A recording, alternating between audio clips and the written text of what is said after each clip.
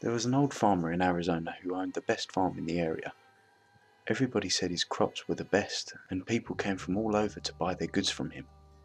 Whenever people asked him how he was able to grow such good quality crops, the old farmer would say it was all down to his scarecrow. "That old scarecrow is one I have to thank," said the farmer. "He makes sure no crows or critters or pests come near my crops." The old farmer had built the scarecrow himself, and it was a fearsome sight. He spent months working on it to make it look as scary as possible. He knew how important it was to keep pests away from his crops, so he gave it enormous straw arms that stretched out about 6 feet and big long legs that made it as tall as a tree. But the scariest thing about the scarecrow was its head. The farmer carved it himself out of a huge pumpkin. He spent countless days and nights perfecting his design. The scarecrow's face and head was so grotesque and ugly that even he was sometimes scared to look at it. But it was very effective, scaring away every rodent and bird that ventured near. The neighbouring farm was owned by 2 young men who were brothers, named Josh and Harold.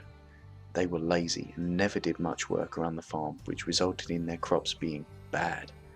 They were jealous of the old farmer's success and were plotting against him.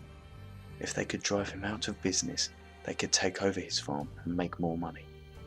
So, one night, the brothers decided to sneak onto the old farmer's land. They stole his prized scarecrow and brought it back to their own house, where they stuffed it into an old closet so nobody would ever find it. The next day, the farmer woke up to find his hideous scarecrow missing and all his crops being eaten by rats and crows. He fell to his knees and cried, knowing that his farm would soon be out of business. Meanwhile, the brothers Josh and Harold were watching from their own property and couldn't help laughing out loud when they saw the old man's tears of grief.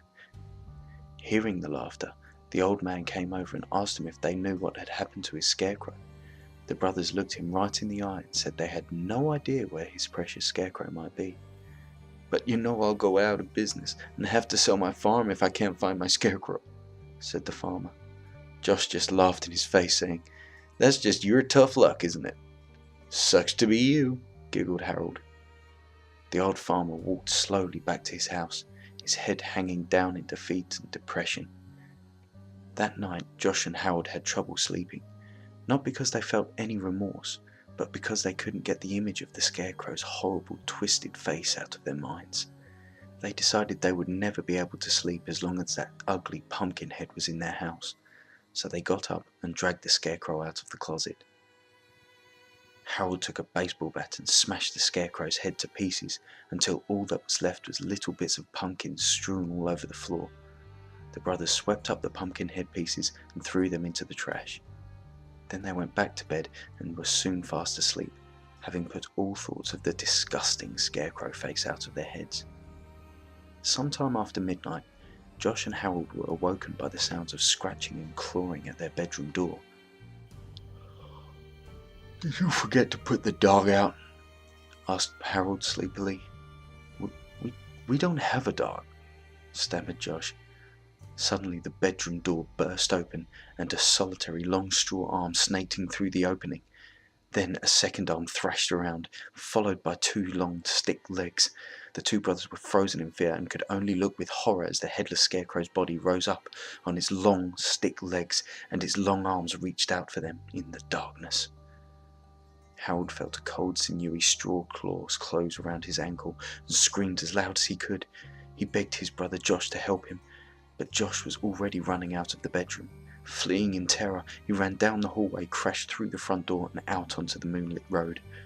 He ran as fast as his legs could carry him, puffing and panting and screaming at the top of his voice. As he passed his neighbour's house, he saw the old farmer standing at his gate. In the moonlight, he could see the farmer just staring at him, with a strange smile on his face. Josh kept running, his bare feet slapping against a rough gravel road. He glanced back over his shoulder and saw something that scared him to his very soul. He saw the scarecrow running along the road close behind him. It was gaining on him, coming closer and closer, and that wasn't all he saw. He noticed that the scarecrow had a brand new head, and it looked a lot like Harold.